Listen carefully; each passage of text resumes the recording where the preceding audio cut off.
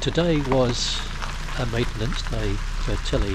I had a few jobs to do on the boat, and I thought while the boat was out of the shed, it would be an opportunity for me to share the technique I use for holding the mast up. When the boat's packed up on the trailer for towing, the top of the mast overhangs the transom and sits in a little cradle that slots down onto the top pintle. And the foot of the mast tucks in underneath the bow deck and is supported by a bight of the line that's later on used to tie the mast in place. So I'm tucked up in a very cosy little spot right up in the bows of the boat and looking up underneath the little foredeck.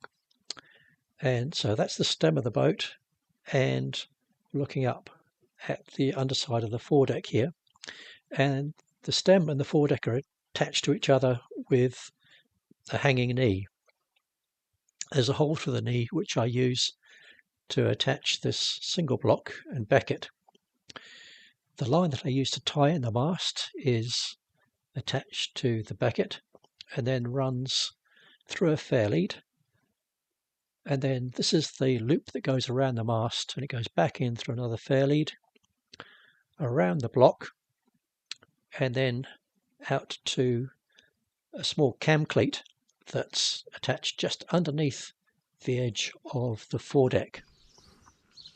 So pulling on this line tightens it up around the mast and pulls the mast in forward into its home on the aft edge of the foredeck.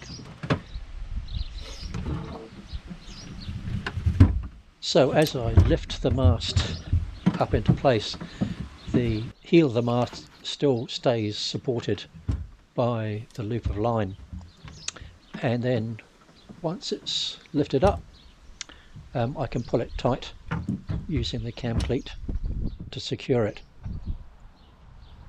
The thing that I find useful about this is that once I've pushed the mast up and it's dropped into the mast step and I've pulled the line tight and cleated it home, I can then take a breath and look up the mast and sort out any twists or tangles with the halyard or the topping lift before I lash it in firmly between the two belay pins.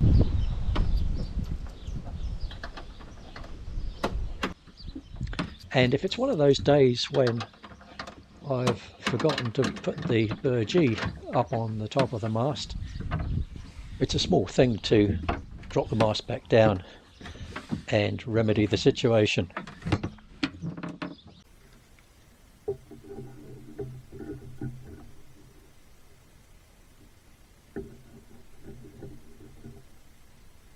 And this is where I had a bit of a happy accident, because when I fitted the belay pins, I made them a slightly loose fit. And that means that when I do the lashing of the top ends of the pins, it pulls the top ends in a little bit together towards each other.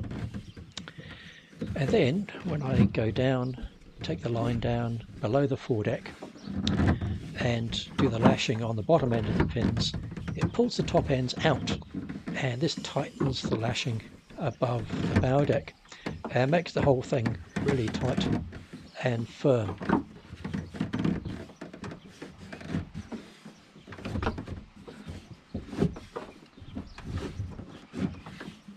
So no question, this is certainly a bit of a belt and braces method for tying the mast in place, but I find it gives me great reassurance to know that it's firmly attached in place.